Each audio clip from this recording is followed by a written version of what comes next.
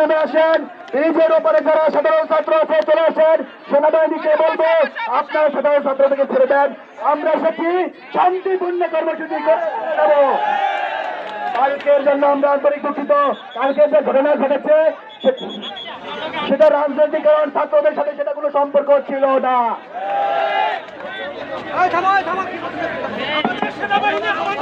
ভাই আমার কথা শুনেন, আমরা পঞ্চগড় জেলায় দায়িত্বরত রয়েছি, আমি ক্যাপ্টেন সাইদ। আমার কথার আগে একটু মনোযোগ সহকারে শুনুন, দয়া করে কেউ কোনো শব্দ করবেন না প্লিজ। আপনারা এখানে যারা ছাত্র যারা আছেন, আপনাদের কারো প্রতিপক্ষে অবস্থান নেওয়ার জন্য আমরা এখানে নেই। আপনাদের কারো ক্ষতি হোক এটা আমরা কেউ চাই না।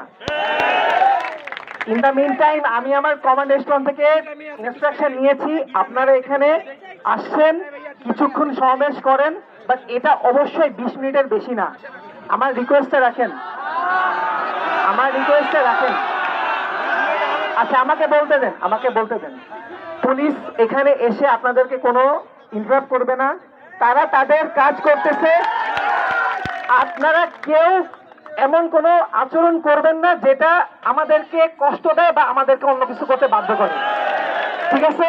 আমার নাম্বার 1 রিকোয়ারমেন্ট, কেউ দয়া করে কোনো কিচ্ছু ভাঙচুর বা কোনো মানুষকে টাচ করবেন না, প্লিজ এই জিনিসটা করবেন না। আপনারা কেউ কোনো কিছুর ক্ষতি করবেন না। ইভেন একটা সিঙ্গেল গ্যাসলের আলো এখানে জ্বলবে না, একটা ম্যাচের কাঠি এখানে জ্বলবে না, ক্লিয়ার? এখানে কেউ আপনাদের কোনো ক্ষতি করবে না, ইনশাল্লাহ নিশ্চয়তা আমরা দিচ্ছি। কিন্তু আপনাদের কাছে আমার রিকোয়েস্ট, যত তাড়াতাড়ি সম্ভব এই জায়গা থেকে যেভাবে আসছেন আবার র্যালি করে চলে যান।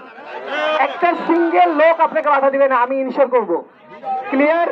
কিন্তু কোনো ধ্বংসযোগ্য হবে না, আমাকে কথা দিচ্ছেন? আর অবশ্যই কেউ